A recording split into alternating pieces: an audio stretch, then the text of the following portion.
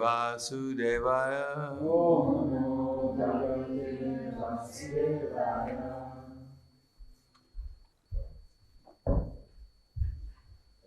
Srimad Bhagavad Gita, Chapter 6, Dhyana Yoga, text number 24.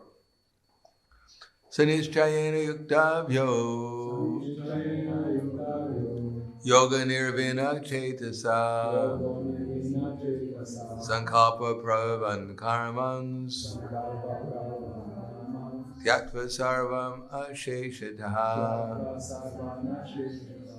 manasavendriya gramam viniyamya samantata Sanischayena yuktavyo yoga nirvina chetasa sankalpa pravan karmans tyaktva sarvam asheshataha manasavendriya gramam viniyamya samantata Sanischayena yuktavyo yoga nirvina chetasa sankalpa pravan tyaktva sarvana sheshataha manasavendriya gramam viniyamya samantata Sanischayena yuktavyo yoga nirvina chetasa sankalpa prabhavan karmas tyaktva sarvama sheshata manasavendriya gramam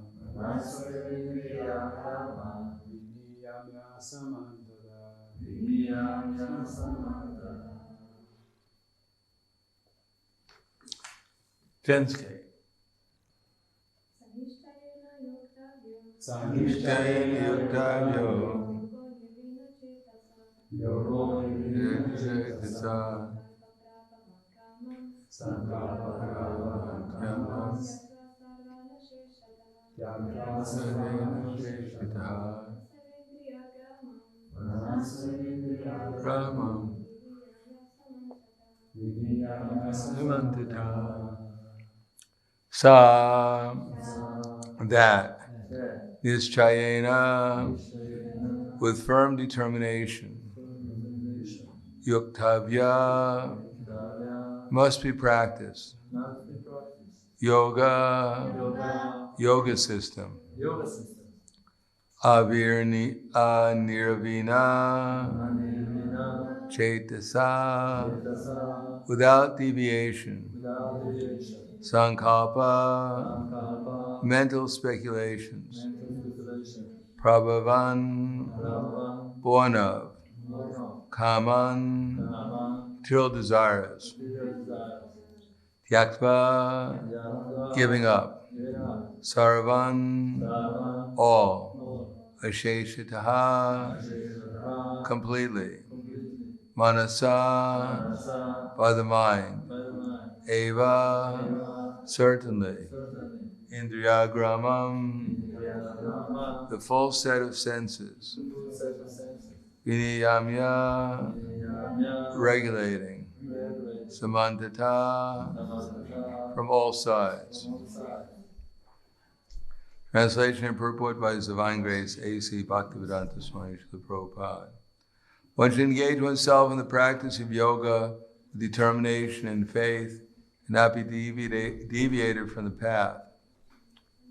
One should abandon without exception all material desires born of mental speculation, thus control all the senses on all sides by the mind.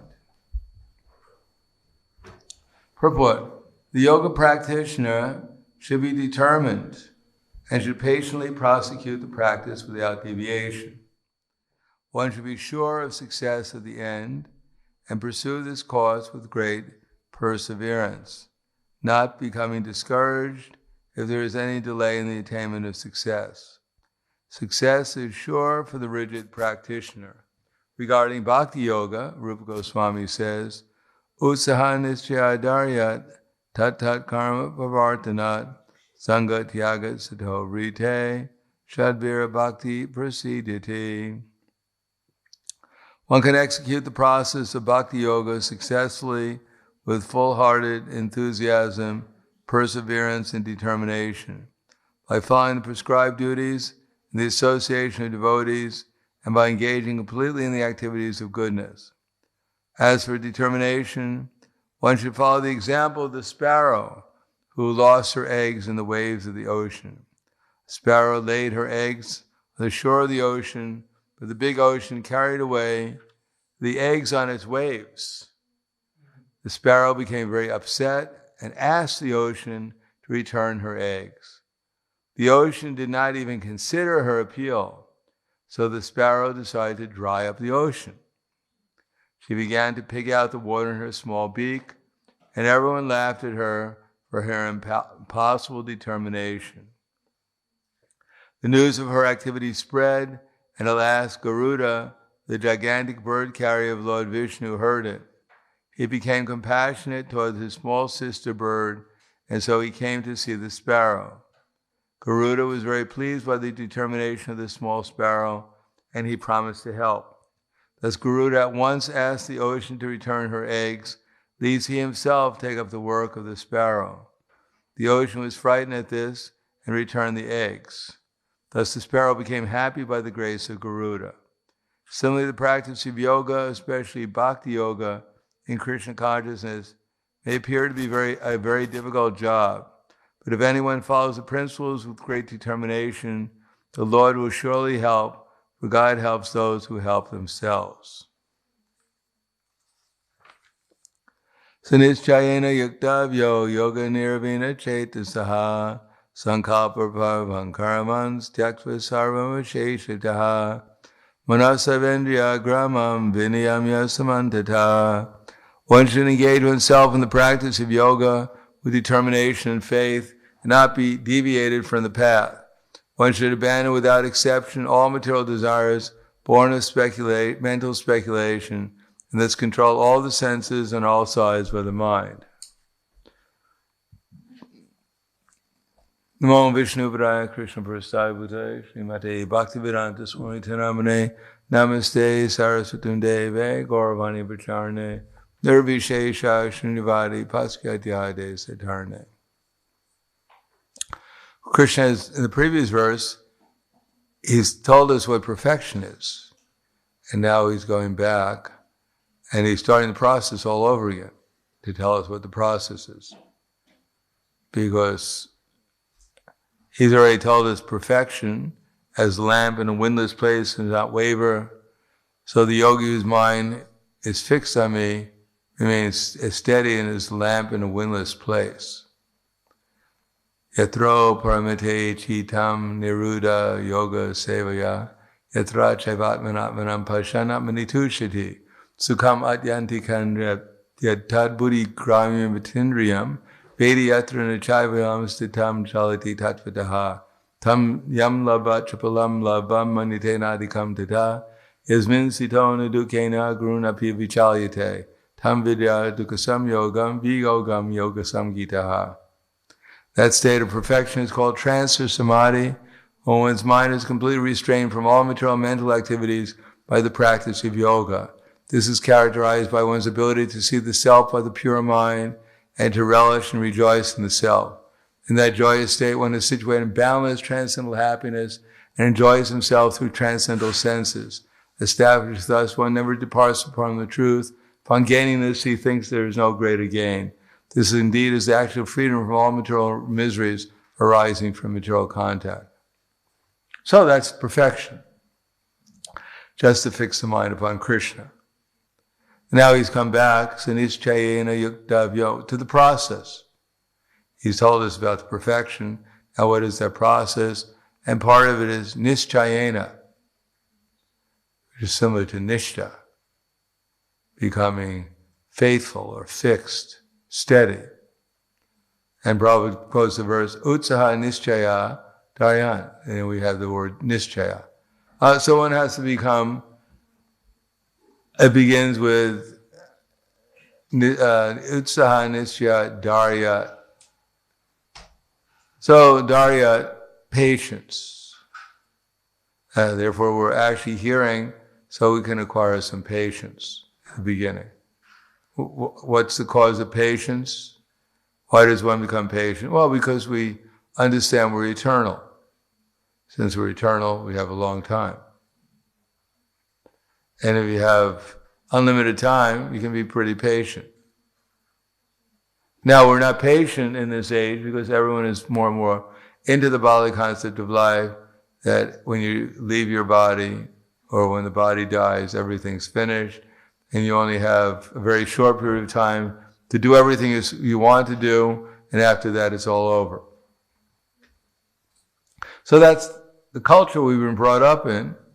I think we were brought up in India, then people are a little bit more patient. I arrived in the Calcutta airport in 1974, I believe it was, or 73 or something. And everyone was sitting around doing nothing. So, coming from New York, I never saw anyone not doing anything. And I thought, how could these people be sitting around doing nothing? They must be in anxiety or what? But anyhow, the culture is different. So in a culture in the Western world where everyone's in the Bali concept of life, either they're completely active or they're completely intoxicated. Either one. In any case, there is no patience whatsoever.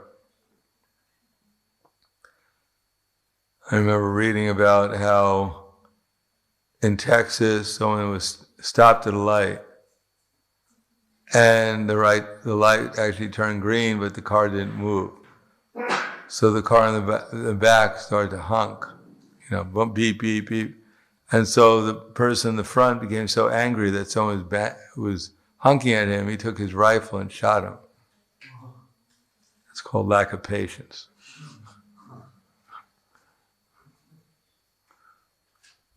So we have to become more patient than that. But then when people are in the Bali concept of life, every moment, every second counts. Not for a spiritual realization of yarta kalatvam, but to enjoy sense gratification every moment. Therefore, if you order pizza, I'm sure even here, from the local pizza parlor, immediately they jump in a motorcycle and they deliver it. It must happen here too, doesn't it? Because people can't. It's been 5 minutes and I haven't, my tongue is not satisfied. And I think at least in America, if the pizza person doesn't arrive exactly on time, within the scheduled 10 minutes or whatever it is, then you get it for free. Is that right? So people are so impatient. Even the commercials, they only last for 10 seconds or 20 seconds because people can't concentrate more than that. Come on, It's in 2 seconds, come on. And if there's patience, then one can actually hear. If one cannot hear, you can't learn anything, believe it or not. Without being able to hear, you can't really understand anything or learn anything. If you learn anything, you can't be convinced of anything. If you don't know anything, how you can be convinced? If you can't hear properly and assimilate the knowledge, then you can't be convinced. And if you're not convinced, you'll always be doubtful. If you're always doubtful, you can't achieve enthusiasm for very long. Now we may see people go to a football game. I don't know what they do here. They have a football stadium here. They play soccer, or is that the favorite thing, is soccer? Soccer. So people seem very enthusiastic as long as their team wins. And if they don't win, they're usually quite depressed. Isn't that right? All the enthusiasm goes away. Indeed, in South America and Central America, there was a football game match between two countries, and when one country lost, they started a war. It's called lack of patience. So by hearing, assimilating the knowledge, then gradually we can understand and become convinced. That's called varna dasa. So in order to do that, shravana dasa, that one has to live in a suitable place. So here the suitable place for the yogi has been described, because people can, as Prabhupada said, execute the yoga practice in the middle of a city. All the noise going on, kids screaming, throwing the ball against your window. You're trying to meditate.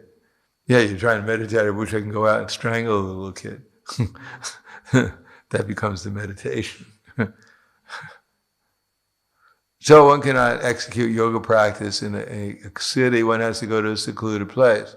Now we ourselves, even we're trying to practice our japa, generally speaking, unless our minds are really disturbed, we stay in the temple and we try and chant and try, where the pictures are, and everyone else is doing the same thing. Most devotees go when things are normal, they don't go downtown Ljubljana to chant their rounds, because they know there's too much distraction. So to have a nice undistracted place where one cannot be so much distracted, and then sitting on it in a way that one is not going to fall asleep, according to how we sit, then that much we can pay attention. We're leaning over, then we're trying to fall asleep. We're leaning this side, we're going to sleep on that side. This side, we'll sleep on that side.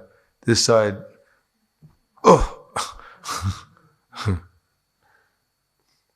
So the way we sit actually has some way how much we can concentrate. And the question is, as it says here, how much determination do we have? If our perfection is delayed, do we think, well, wait a second, it's been delayed, I'll never achieve it. Therefore, one has to understand, be patient, we're eternal. It's a process of developing desire. And if everything came easily, we wouldn't develop any desire. Desire usually comes when there's some impediment. Therefore, even in the material world, let's take the spiritual world. Radharani is not submissive to Krishna. Because if she was submissive to Krishna, Krishna would take her for granted after some time, like Chandravali. But Radharani she's a left-wing gopi. So Krishna is challenged in order to please Radharani. So that's eternally like that. And Radharani has to play, because she's instructed by Lalita, how to make her hard to get for Krishna. So Krishna is always developing more and more desire to please Radharani, and Radharani is always developing more and more of desire to please Krishna. So similarly, we have to develop desire, and part of the desire is it has to become difficult. Anything that's too easy to get, we take for granted. And anything that's difficult to get, that we really want to get, we value much more. So similarly, the process of yoga is specifically made to be difficult so that we can develop a desire to obtain Krishna. Now, Bhakti Yoga is the same thing. It's made so Krishna is not so easy. As Krishna, even with his liberated souls, the gopis show us that Krishna called them for the rasa dance by playing on his flute. They all came there. And Krishna told them to go home. So they said, wait a second. We just ran out of our houses. We just defied our fathers and our husbands and our parents and everyone, our brothers. And now you're telling us to get lost. This doesn't seem right. Anyhow, Krishna agreed to dance with them. And then he left them. And then he came back to them. He said, they said, wait a second. We love you unconditionally, and yet you just whimsically leave us like that. What's going on? Tell me, is in the reciprocation between lovers, some of them love selflessly, some of them have some desire. What kind of lover are you? So Krishna understood what they were talking about. He said, not that I've been ungrateful to you, but if I was too easy to get, then our loving relationship wouldn't prosper, wouldn't last. Therefore, sometimes I make myself hard to get, but that doesn't mean that I'm ungrateful, that I'm eternally indebted to you. But still, this is part of our loving relationship. So, if we find Bhakti Yoga hard sometimes, it's supposed to be hard. If it was easy, we'd never develop desire to obtain Krishna. But Krishna is always anxious to reciprocate if we show some sincerity, which means to develop even a little sincerity is not so easy. Because we have a tendency, we've become attracted to so many things since time immemorial that Krishna is just one of the things on our list we're interested in. And therefore, Krishna has to make himself a little difficult, so we check a few things off our list. We give them up for the sake of becoming Krishna conscious. And then Krishna encourages us in some way to keep on with that process. He sometimes becomes difficult, and then he reveals himself, and we think, oh, now I've conquered Krishna. And then he becomes difficult again. And that way we can make progress. Or as Prabhupada writes, one has to be able to pass the test of the spiritual master. And when he sees the genuine desire of the disciple, he automatically blesses him with genuine spiritual understanding. So we shouldn't expect Krishna consciousness to be easy. We should expect there should be challenges, just like Krishna challenges all his devotees, not only the new devotees, but he challenges all the devotees in order so that they can develop a desire, because it's not a mechanical process. Ultimately, it's a process of increasing our desire to obtain Krishna. So I'll stop there. Thank you. Any questions? Hare Krishna Maharaj, thank you for the lecture. I have a question regarding Chaitanya Mahaprabhu came in the mood of Krishna and Srimati Radharani. In the mood of Radharani. In the mood of Radharani. Thank you. In the mood of Radharani. So, how he displayed this not submissiveness from Radharani, or well, he was always feeling separation from Krishna. So sometimes Krishna would come and he'd disappear. I mean, how did he display the mood of Radharani? Yeah, or compassion. He didn't come here to get away from Krishna. He was in the mood of separation from Krishna. Sometimes you get angry at Krishna. He had many varieties of emotions that would appear simultaneously. So in that way, sometimes he was crying out for Krishna, sometimes he was chastising Krishna. And we cannot understand these feelings, so we should not imitate, or because go ahead, see what you can do.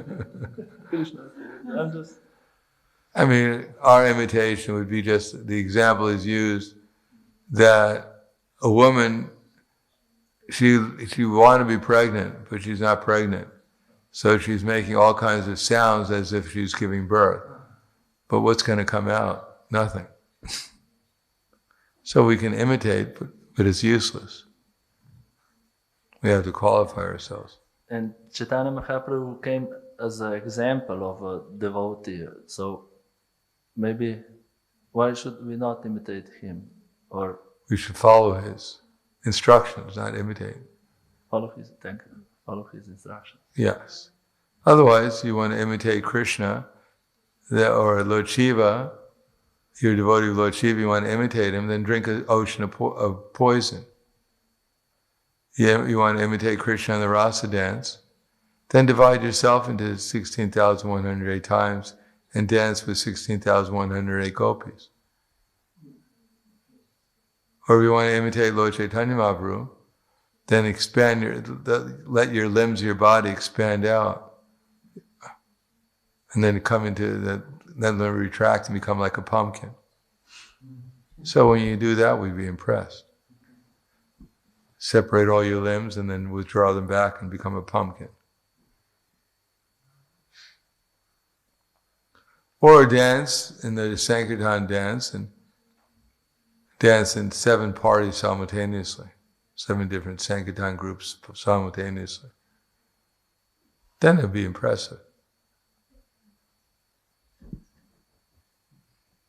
Anyhow, the only thing we generally, Chaitanya Mahaprabhu came to feel separation from Krishna. Usually the only thing we're feel separation from is prasadam. So we're not quite on the same level. Anything else?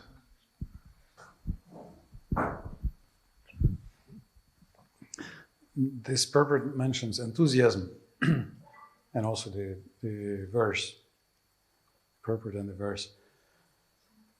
But enthusiasm doesn't seem to be much of a voluntary emotion that you just decide I'm enthusiastic and you're enthusiastic. So how does one practice enthusiasm? No, enthusiasm comes automatically. We're automatically enthusiastic about something that gives us happiness. We don't have to practice it, it comes automatically. If you like something, you become enthusiastic about it. We may not be as enthusiastic as, Radharani running to Krishna, but we're enthusiastic. Otherwise, people are always in expectation. When they watch a movie, they're enthusiastic, they're in expectation. They're going to enjoy. They watch a football game, they go to whatever they're doing. They're enthusiastic. They play a game of tennis. Without enthusiasm, no one can do anything. Just that in the material world, we don't experience so much enthusiasm. We don't really know what real enthusiasm is, but it's part of our nature. To come to class, you have some enthusiasm. You have to have some enthusiasm. And if there's some joke told, then usually enthusiasm increases a little bit more. But without enthusiasm, nothing goes on. Could you imagine if you really didn't want to come? And, 3 devotees say, "Drink, no!" You have to have some enthusiasm. Otherwise, you can't put one foot in front of the other in order to come here without some enthusiasm. Just like in a temple, not everyone shows up for class because not everyone is so enthusiastic. But it was time for prasadam, unless the person's dead.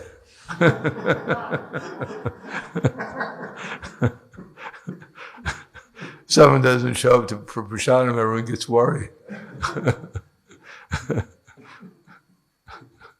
So there's enthusiasm, obviously. Anything else? Yes.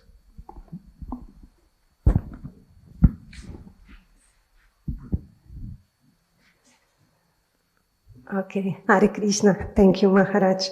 I want to ask you if you work with people every day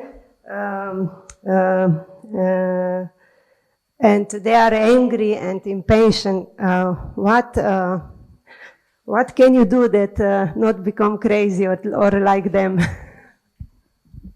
Well, become more angry than they are. Then they'll go away.